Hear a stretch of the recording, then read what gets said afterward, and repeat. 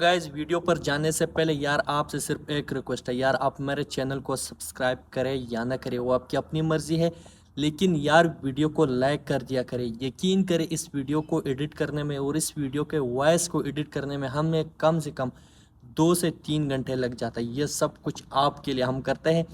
आपके एक लाइक करने से आपका कुछ नहीं जाता, मगर हमें बहुत कुछ मिलता है, हमें हौसला मिलता है और भी बहुत सारी वीडियोस बनाने की।